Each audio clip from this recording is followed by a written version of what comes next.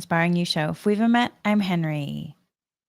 This is the hidden wisdom of apathy, a pathway to emotional clarity, mindful chat. So, my friends, it has been a journey so far this year, so far this month. And in the Inspiring You Patreon, you may have heard me talk about this. We are currently immersed in the Meditate with Me 28 days of mindful Reiki meditation. And y'all, not only has there been a really intense full moon this week, this second week of February, but also this week, synchronicity wise, the week has been focusing on emotions, and which just really supports in regard to the cosmic energies coming in. So this week's focus on emotions has it's been really incredible how it's already revealed profound insights for many participants. And I thank everybody for reaching out and sharing their stories with me. I appreciate hearing from everyone. And also, there's been profound insights for me personally. So I wanted to share something with you. During yesterday's meditation, as we practice scanning the body for emotions and labeling them, and then we also layer in Reiki energy healing. Well, my friends, I encountered an unexpected sensation, and it was subtly present on the left side of my head. But then once I observed it, it was not so subtle. And it really surprised me at what the emotion came forward as. It was apathy. And I really was surprised. I was like, apathy? And of course, though, with this, no judgment, observe. And as I sat with it, a deeper message emerged. And when I reflected later on, after we completed the meditation, there was even more information. And then also within it, there was another emotion, weariness. And so sometimes with emotions, they can be stacked on one another. And so this exhaustion, if you will, this apathy, if you will, as I unpacked it, it was tied to many aspects.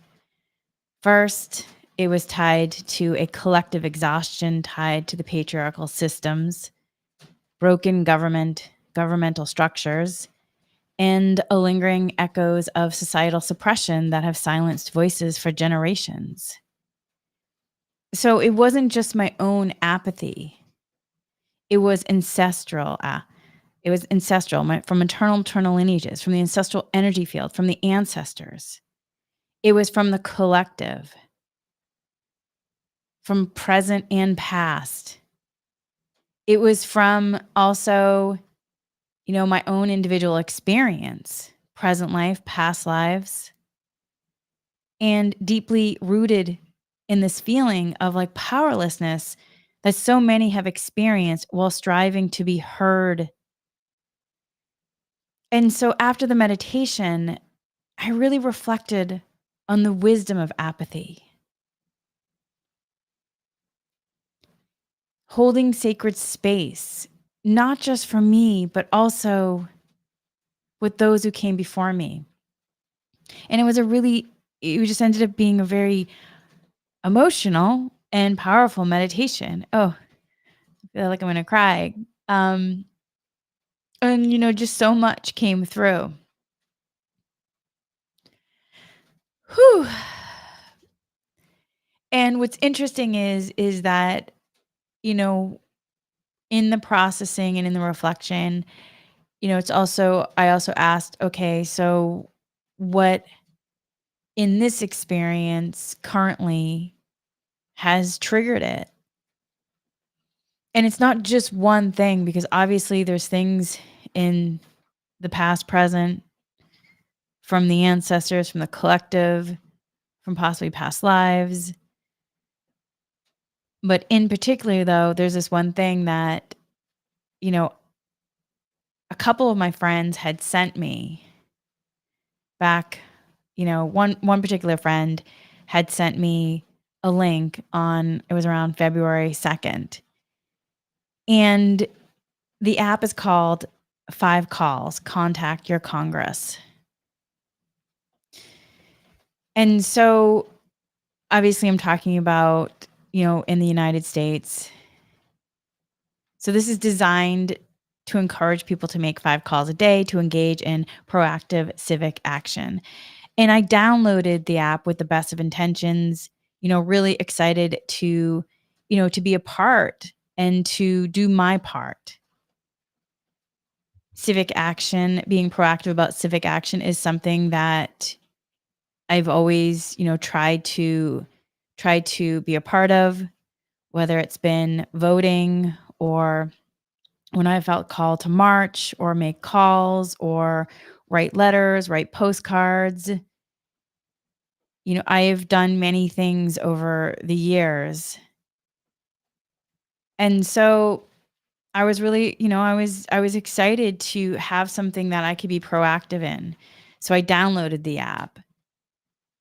Yet soon after, a wave of apathy washed over me. And I knew something was happening energetically, yet I couldn't really fully grasp its depth until this week, until that moment in meditation. I didn't know when I was feeling that what was happening energetically. I couldn't really label it like, that's apathy.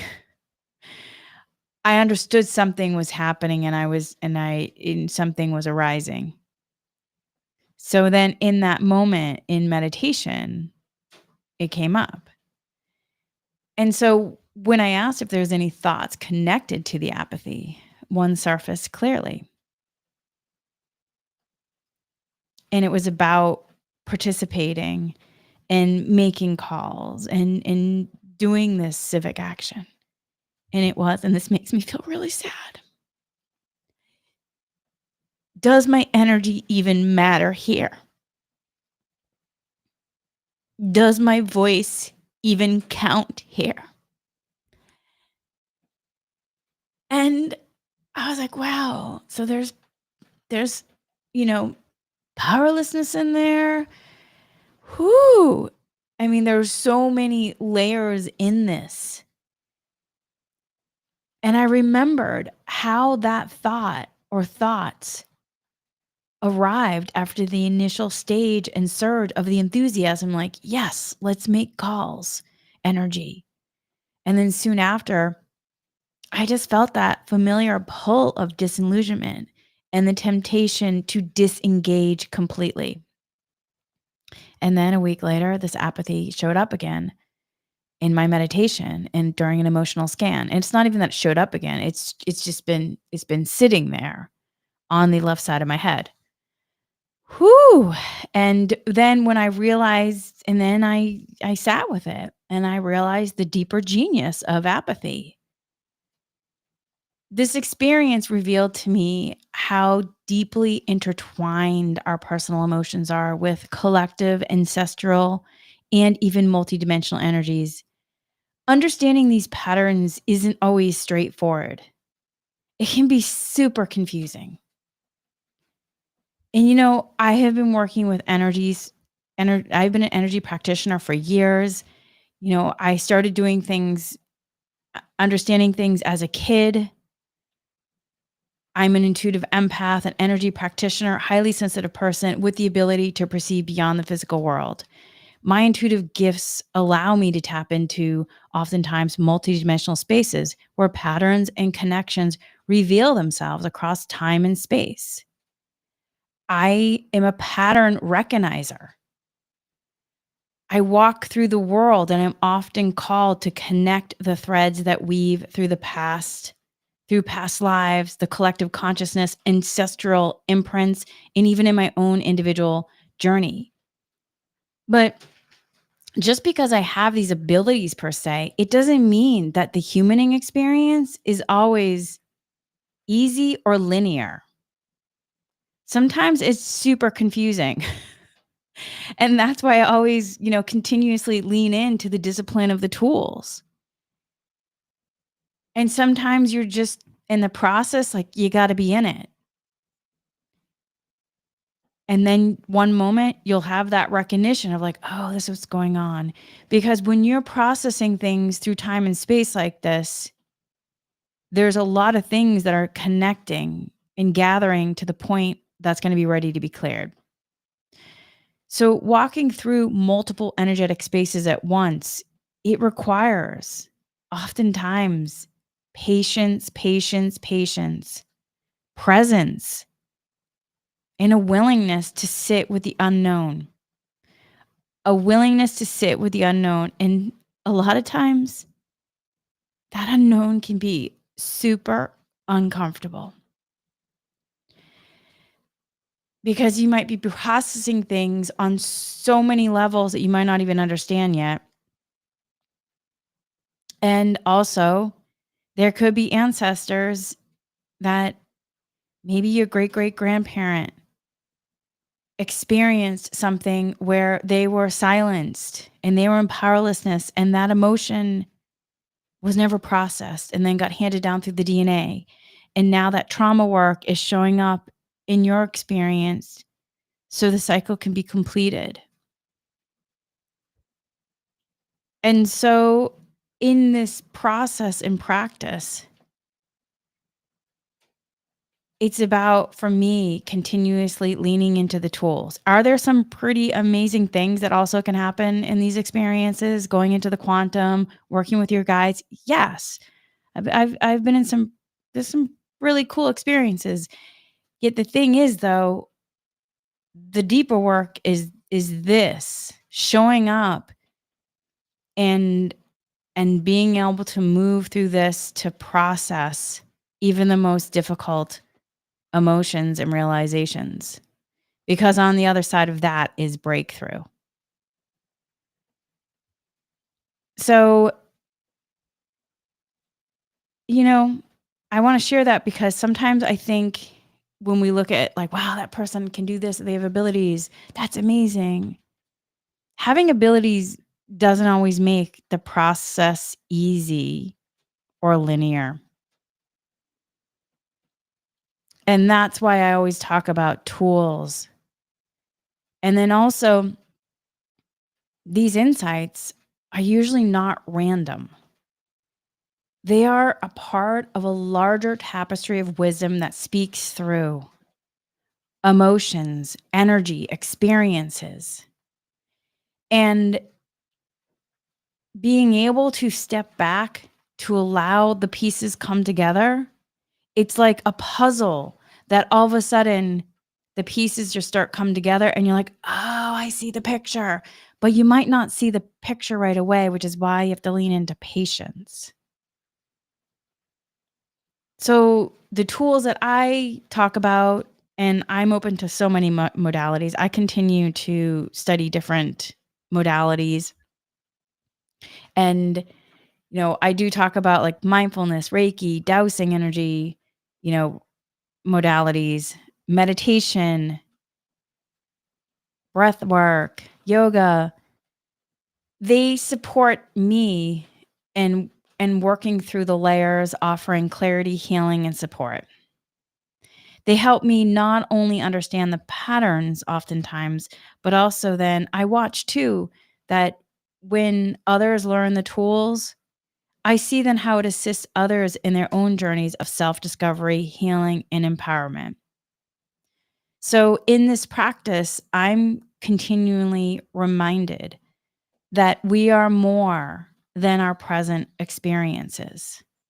We are the culmination of countless energetic threads, and through mindful presence and compassionate inquiry, we can reclaim our wholeness and step into the fullness and the fullest expression of who we are meant to be. So, with that, let's talk about the wisdom of apathy and what I've been learning and discovering, and I'm open to even learning more. So, apathy, the masking state of anger. Apathy is a protective emotion, a masking state that often conceals underlying anger or sadness. And for me, it's really the sadness. It's really the masking state of sadness. And but the thing is though, if you or you know somebody who has the underlying of anger, anger is not right, wrong, good or bad, the isness. And sadness isn't either, or apathy.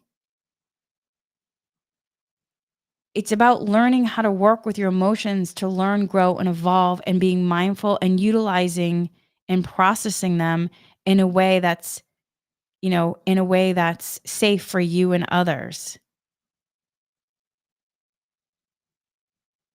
So, in my experience as a mindfulness and energy practitioner and as an intuitive empath, since I was a kid, I've really understood that emotions carry frequencies, that vibrations influence how we navigate our world.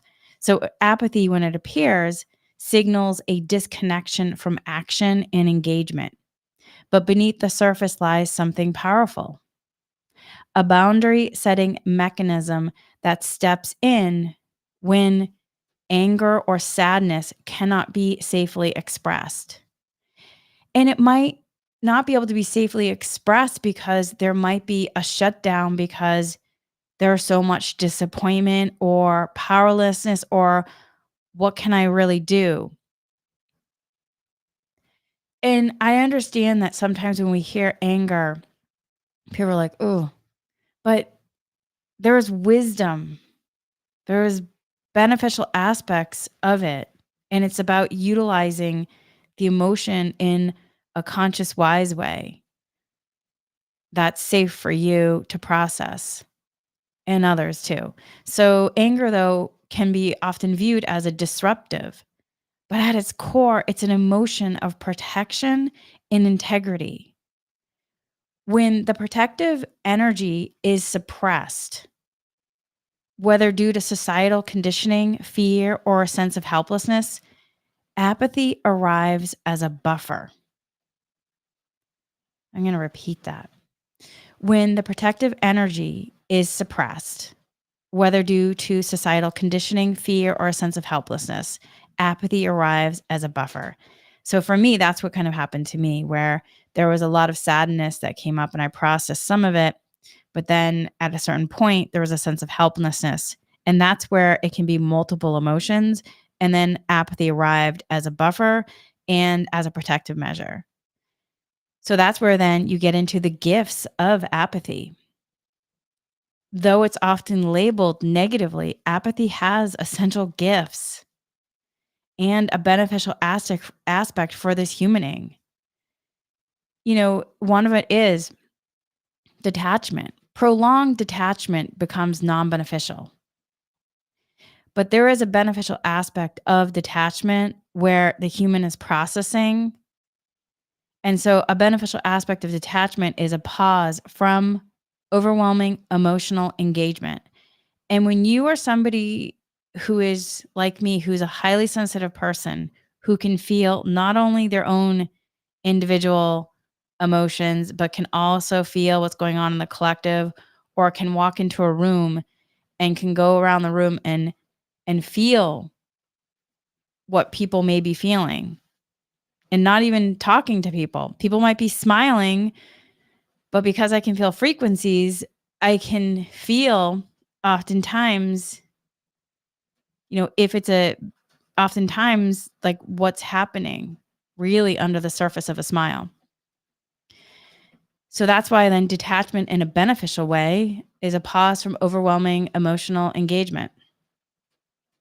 And so if there's waves going through the collective where there's mass waves of loss and grief, sadness, fear, anxiety, being scared, whew, not only just from this present life, but also from past lives or from ancestors, a collective.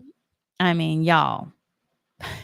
Or you've watched history keep repeating itself and you have such care for humanity. Whew. So it can be beneficial as long as it's not prolonged. And then another gift of apathy is boundary setting, a subconscious response to unmet needs or invalidated experiences. So, boundary setting, a subconscious response to unmet needs or invalidated experiences. It's letting you know what's happening, it's giving you information. And another one is, separation, a way to step back when circumstances feel beyond our control. So it's a little different than detachment. It's just separation is just giving yourself space. So it's a way to step back when circumstances feel beyond our control. I don't know if you can hear it, but currently in Los Angeles, we are having huge rains right now. So if you hear that noise, it's because we're in the middle of a pretty heavy rainstorm. It's another aspect of, Mother Nature is clearing out in some ways, right? I actually do find the sound of the rain to be very soothing. All right. So another gift of apathy is timeout. So they're all similar, but slightly different. Timeout is an opportunity to regroup and conserve energy. So it gives you a space to rest, to regroup and conserve energy. And then also with apathy, because it has a certain feeling to it, the wisdom then is letting you know, oh, there's something here to process. There's deeper wisdom. Apathy feels different, and it can be mixed with sadness, but it just feels different than like resistance, or it feels different than, it just feels different. So apathy's wisdom is best assessed when we ask ourselves powerful, mindful questions. One, what emotion or emotions lie beneath this apathy? What is the wisdom here? Is it from present life? Is it from maternal and paternal lineages? Is it from the individual energy field, the ancestral energy field? Is it from the collective? Is it from past lives? Is it a combo platter? Are there any events from this lifetime or other experiences that this is connecting to? Does soul retrieval need to be done? And some other questions are then, do I need to understand the lessons? How many lessons? What is the wisdom here? And then with it, some other wisdom is, what am I avoiding? What am I avoiding? Whew. I mean, the easy answer for me in this experience is I'm avoiding making calls, even though I've done it before. And, and I also have a love for community. And I also have a hope in terms of healing and people, working together, even if they have differences, finding ways to work together and being respectful of each other's choices, knowing that we have free will here. So the other wisdom of apathy is, where have my boundaries been crossed? Because sometimes too, when you have a detachment that's been beneficial, you might not even know that you need to create a boundary. And a boundary is just a way that supports you in terms of understanding what it is that you need and want in life. Or that's how I look at it. So, where my boundaries been crossed, what change is this apathy guiding me toward? What change is this apathy guiding me toward? So, those are just some questions that you can ask, and you might come up with some others. That's why doing reflection work is really important. Spending time with yourself. Like, what am I really thinking, feeling? What's really going on here? And so, with the frequency of apathy, emotions are energy in motion. So, from an energetic perspective, apathy vibrates at a frequency of a protective measure. So it is a beneficial aspect in terms of this, but if it's long term, then it can become non-beneficial because it can become a non-beneficial pattern and program, which that's something also you can ask. Is this become a a is this a pattern program? Is this become a non-beneficial program or pattern? Is this beneficial? Like you can also, if you do dowsing, you can measure. So apathy also vibrates then at a frequency of that a protective lowering of energetic engagement, disconnection. In contrast, anger, when expressed with awareness and integrity, carries a frequency of empowerment and self advocacy. So, apathy then becomes a coping strategy when anger feels unsafe or unproductive, or even when sadness feels unsafe or unproductive. So, in collective experiences like societal disillusionment or ancestral imprints of disempowerment, apathy often reflects generational patterns of suppressed anger and lost voices. Whew. Yeah. So, let's talk about the significance then, how I felt it on the left side of my head. During my meditation, I noticed the apathy was specifically on the left side of my head. In energy work, in what I've studied and the information that's come to me, the left side is often associated with the feminine, intuitive, and receptive energy. It is the side that connects us to the collective field, ancestral wisdom, and emotional undercurrents that may not originate with us, but influence our experience. So when I noticed the sensation, I noticed a heaviness there. It felt like a rock like sensation. It felt really just dense and just, it just, I mean, it was just so surprising to me. And the info that came with it was ancestral energy, the weight of collective emotional imprints related to disempowerment and suppression. And it wasn't just my ancestors, it was from the collective, from this present life, past lives, the history of Earth. It also had the information connected to feminine intuition and collective wisdom. It had connected to the patriarchy of how the patriarchy disempowered the feminine and how at times the feminine intuition has then been blocked. And then it was a call then to pay attention to intuitive messages connected to societal or history and related to patterns, historical patterns. The info that also came was mental overload and energetic imprint, the brain's way of processing complex, unresolved emotional or energetic imprints. So then there was then blocked communication. So when the throat chakra's energy of expression is stifled, this can manifest as heaviness in the head. There was blocked communication. And then if you do energy work, it looks like then there's some sort of, you know, um, there just looks like there's this something like a pattern or program that needs to be cleared.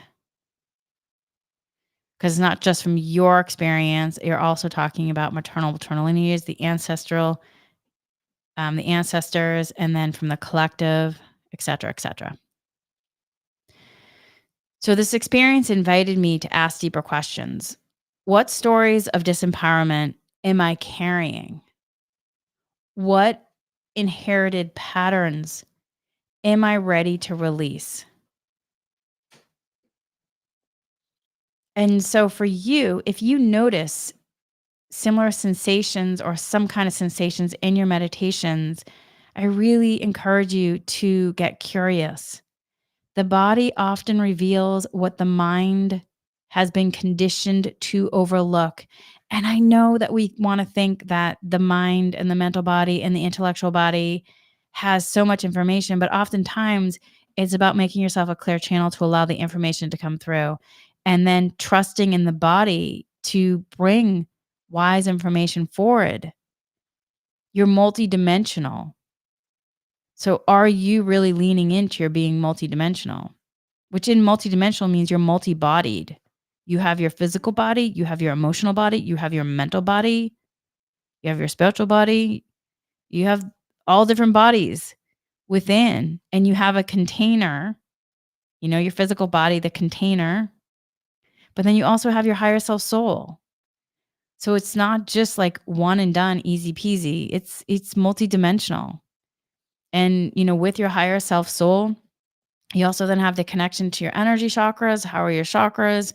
How is your heart chakra? Is your, what's happening here? Is there been Is there any trapped emotions that created a heart wall? Those are some of the other questions I asked when I was then doing a dowsing session for myself. And you can create trapped emotions with a heart wall just on one aspect, but on other areas, you can be completely open. So then let's talk about moving through apathy with conscious awareness and mindfulness, because you don't need to do energy work or be an energy practitioner to work with it. And everybody has the ability.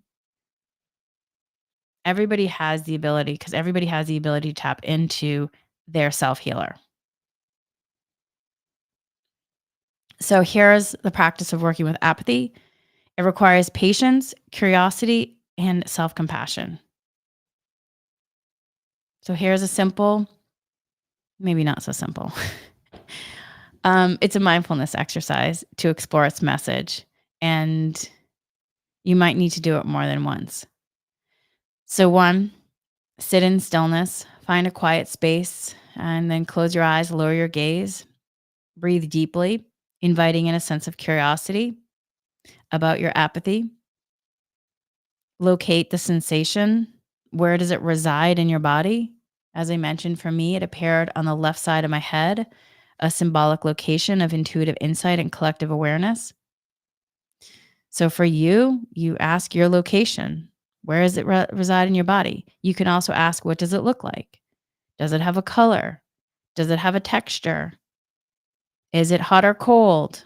And oftentimes you'll notice if you do that, an image might come through.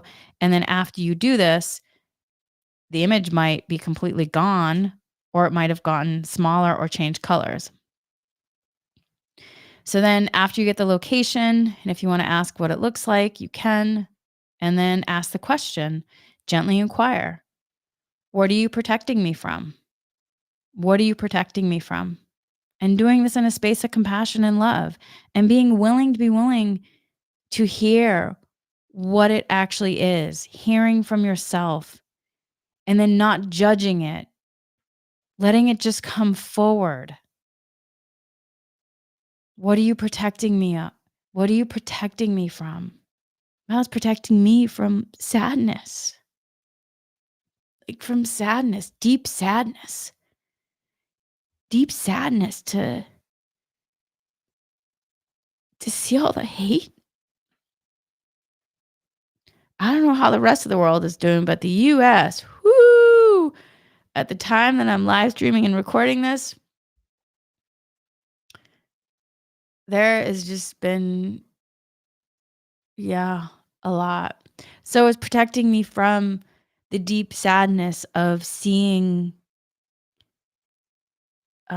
seeing where we are in this experience, and the hurt and the pain, the confusion, people being scared, people being not knowing, not knowing and just not knowing on a lot of levels from a lot of different things. So, and the energy just shifted. The energy just got really peaceful. I don't know if anybody noticed it, but I just felt a wave of peace come through. And that's why we keep doing the work too, because it's about being here to learn, grow, and evolve, and being able to continue to voice and share and show up and help one another through this. So you ask the questions, what are you protecting me from? And then what truth needs to surface? what truth needs to surface. And you hold that with compassion, allow yourself to really hear it. And then the next part of it is, well, welcome any underlying emotions. Like, welcome any underlying emotions. Like, for me, with the apathy, sadness was there. If anger arises, let it be present without judgment. If frustration arises, if grief arises, if whatever it is that arises, let it be without judgment. And remember, anger may reveal a need for stronger boundaries, a desire for fairness, or a call to action. Or sadness may mean grieving a loss and then knowing and understanding that in the end, it's not lost. You're gaining wisdom, and it's because you really have a love and you care so deeply. Like, for me, that's what it is. I care so deeply. So let yourself welcome underlying emotions, and they may be many. Sometimes they can be enmeshed. So let yourself be open to the process. And then the next part of it is honoring the wisdom, asking to download any wisdom, any messages. And if you are somebody like, I don't know, how do I get messages? You'll be surprised what will come to you. Just let it come. Even if you see colors, even if you see like one image, or if you got like a cool sensation, just be open to the beginning of receiving it. And you'll be surprised at how then the days that have unfolded afterwards, how more information will come to you. So these are the steps. 1, sit in stillness. 2, locate the sensation. You can also then ask, what does it look like?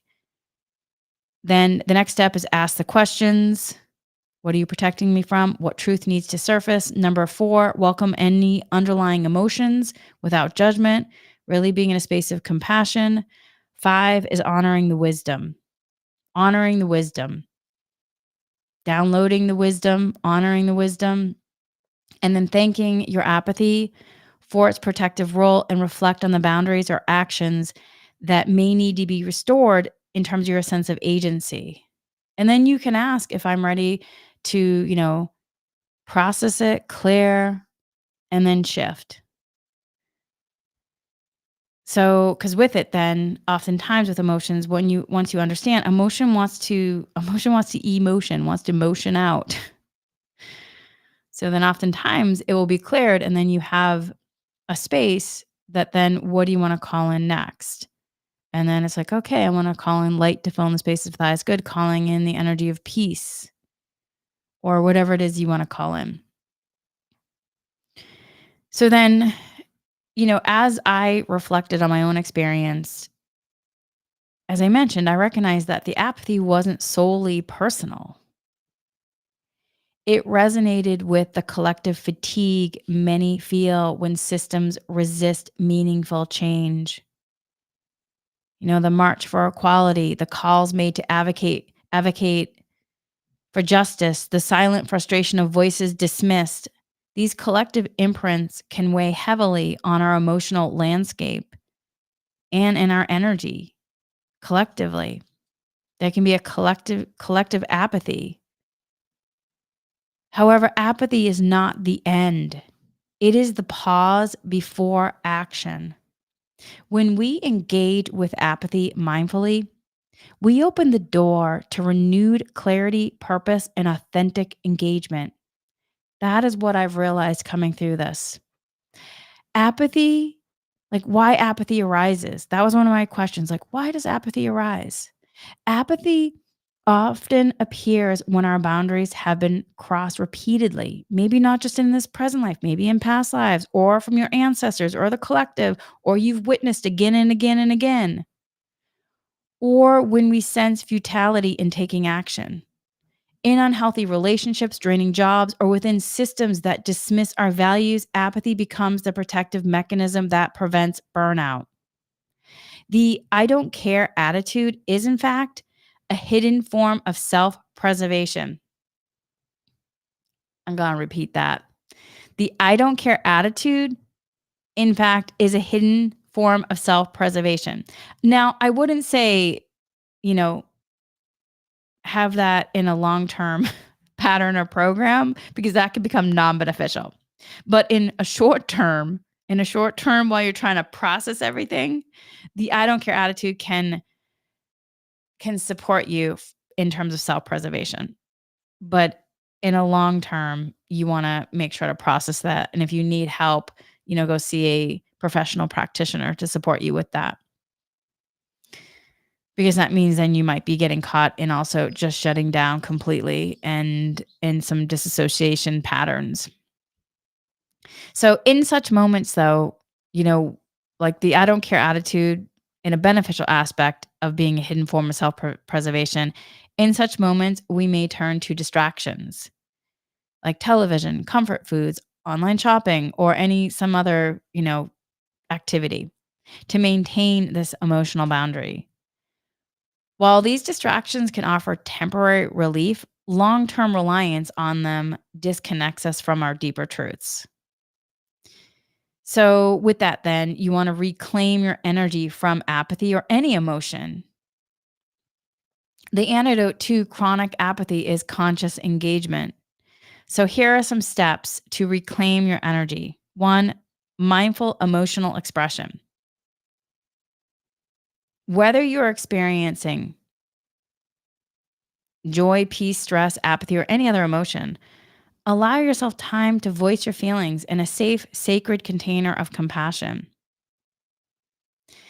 This practice releases pent up energy and can reveal underlying emotions. Consciously give yourself time to express grievances or dissatisfaction, not to vent aimlessly, but to process and move through the energy. Set a timer to prevent getting stuck in a negativity loop. If you're sharing with someone you trust, let them know you need a compassionate, non judgmental space to be heard. And this is different than getting caught in like just a aimlessly venting. You're just needing to bring everything up to process and move the energy. So it's a mindful, emotional expression. And you even have that. It's not just with like stress or sadness or apathy or grief or whatever it is. You could have that with joy and peace. Like when you feel joy, definitely share that with people because we should be sharing more joyful or times or gratitude, sharing that too. Like if we learn to share more in terms of like in a beneficial way with one another, our emotional body won't get so stuck. So for somebody like me, emotions have always been in the forefront, since I was little. Yet as I've moved through this world, realizing that in some the emotional body from how they may have been raised or whatever has happened along the way, the emotional body has been sometimes on the back burner. But there's so much richness in what the emotions are trying to support us in. Each of your bodies is trying to support you. They're not your enemy. They're trying to support you and give you information and work with you.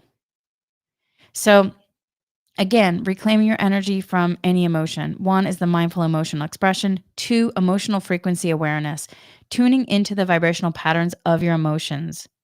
Notice when your energy feels contracted or expanded.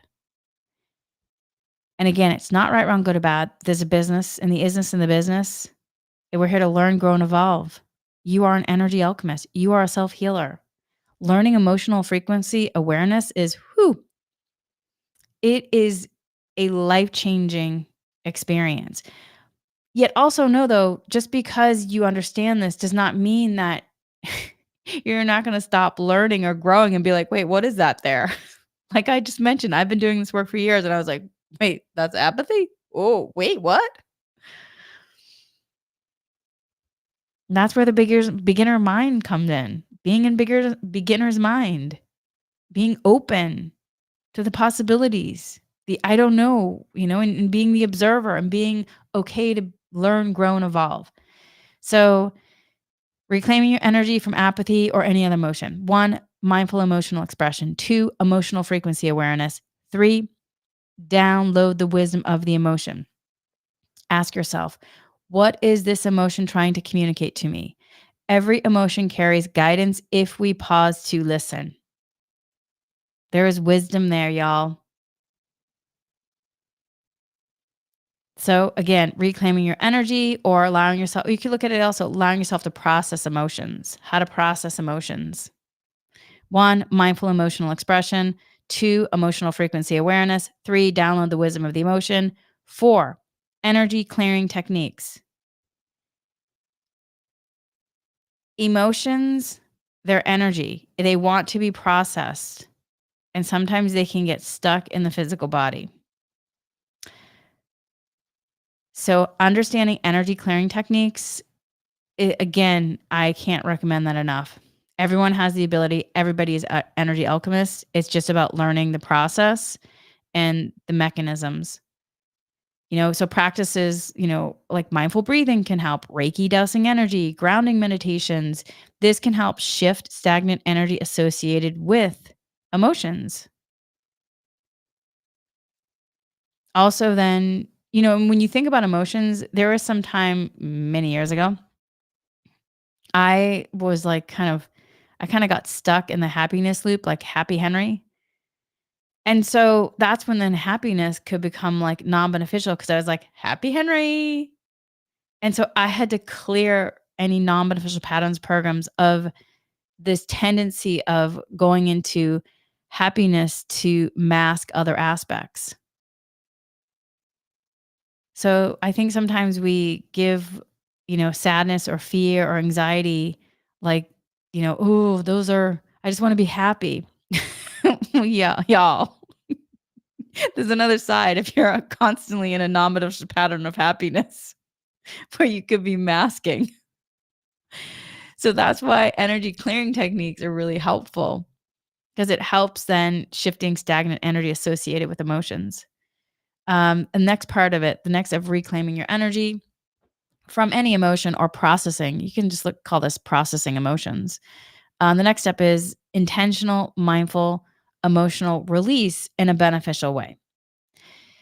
So this means then you have an energy clearing, you allow the emotion to release when it's ready, completing its cycle and creating spaciousness within. I can't tell you how many times I've done private sessions with people and they're like, "Oh my god, the anxiety's gone. Wow, I feel better. I feel lighter.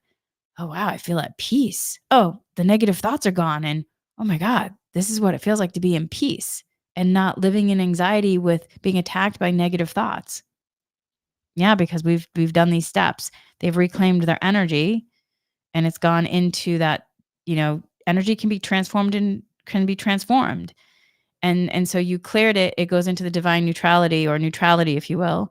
And then from that space, letting the light come in, you're bringing in a higher vibrational energy. They're shifting from 3D to 5D or higher.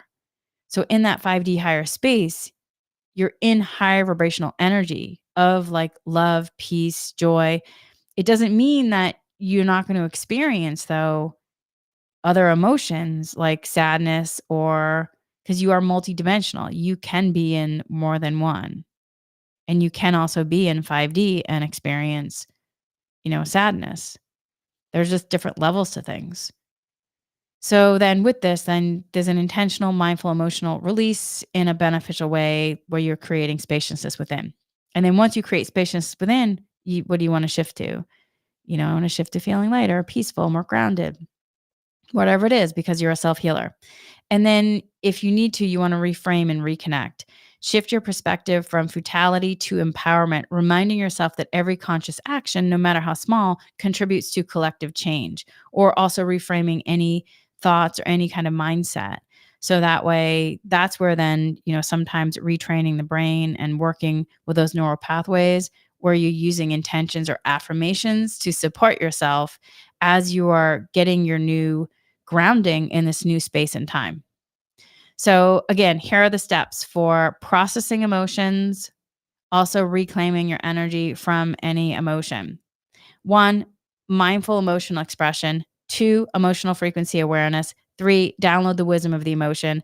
Four, energy clearing techniques. Five, intentional mindful emotional release in a beneficial way.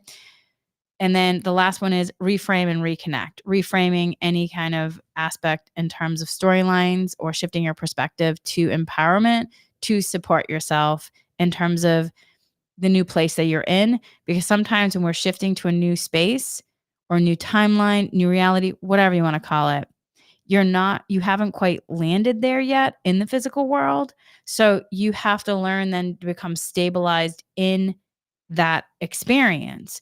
That is why I talk so much about intentions, affirmations, journaling work, because, yes, you can shift to a new timeline, but that does not mean A, you're going to be stabilized in that timeline, or B, that you're going to end up staying on that timeline because you're multidimensional. And if you haven't actually worked with your mental body in helping your mental body in terms of also shifting, then you can still have, even though you've done a clearing, there could be on another level, there could be something still there that hasn't been fully cleared. But if you work to reframe the stories and creating new neural pathways, it will then support you in regard to stabilizing. But it does sometimes it is a process. Some things are quick. Sometimes it is a process because we live in a physical world. And so when you're in a physical world with matter, sometimes it takes longer because there's more things, if you will, to digest and shift through. Okay, so I just also want to talk about then the protective message of apathy. Apathy is not an enemy. No emotion is an enemy. They are messengers. In particular, though, with apathy, it reveals the moments when we're overextended, and it reveals the moments when we've overextended our energy in systems that may not honor our light truth anymore. It asks us to pause, recalibrate, and reconnect with our higher self soul in regard to the values that are coming forth now. And not just sometimes too, what happens is that people can be dittoing like intentions from yesterday or values from yesterday. Just about a month ago, we were doing my meditate with me intention setting and values and things like that. And somebody who had a value of, I don't remember what the value is now, for like years. They wrote down the value and then we did the meditations. And then afterwards, they're like, oh my God, that value is like coming to completion now. A whole nother value came out. Yeah, because you're here to learn, grow, and evolve. So some values may stay the entirety of your life, but some, maybe you're complete with it. And new ones are coming in, but are you open to the new ones coming in? So when we approach apathy or any emotion with mindful curiosity rather than self-judgment, or when we bring that compassion in, we uncover its true purpose. Specifically with apathy, it's to protect us until we're ready to engage with clarity and strength. So, as you meditate this week or any week, whenever you're listening to this or watching, honor any emotion coming up or honor any apathy that arises.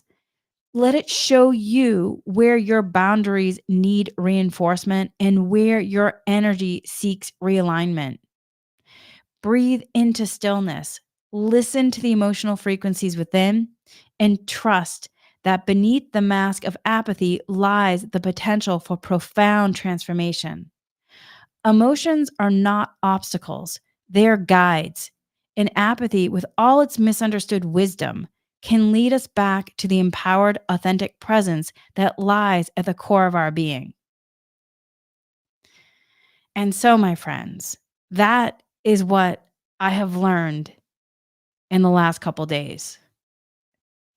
And that to me is like the richness of why meditation practice is can be so incredibly helpful to support you and taking the time to do it, because I feel like I just uncovered such a treasure for myself. Like such a it is a priceless richness. This understanding, it has brought like, oh, and I shifted into feeling so much lightness and my vibrancy of energy, my vitality. I just feel like I've shifted so much in the last couple days, and it just feels so good, and I'm in awe of it. And that to me is like the pricelessness of this work, where you are uncovering the treasure. You're uncovering treasures again and again and again. And all you have to do is, it's not all you have to do, because sometimes I will admit I have the I don't want to. So I don't want to go meditate. And then all of a sudden you go do this and you're like, oh my God, that was wow. That was helpful. Oh my God, humaning is just so complicated but amazing. Anyway, so that is where I am. And if you are in my 28-day meditate with me, I will be seeing you in about, I'm live streaming this now, so I'll see you in about an hour or so. And also, though, we are going to be doing a special dousing energy session this weekend. And so that's going to support in terms of the emotions and clearing, and support in terms of reclaiming as well. Because we're going to be adding in soul retrieval for the dousing, because I have been doing dousings along with the meditations afterwards. And I just realized, you know what? I'm going to offer this to those levels on Patreon, because it's been supporting me. And I just, also want to, support the community as well. So that email did just go out. So you can look out for that one. And that is it for now, my friends. And if you have anything that you want to share, please leave it in the comments. Please I definitely want to hear from you. So let me know how you feel, if any emotions, if you are, whether you meditate or not, have you discovered anything about emotions, or, where are you on the path, or any kind of tools that you like using? Because I'm always open to learning more about tools and what supports people. So I would love to know that from you. So we are complete for now, my friends. Much, much love. Until soon, and stay inspired, my friends.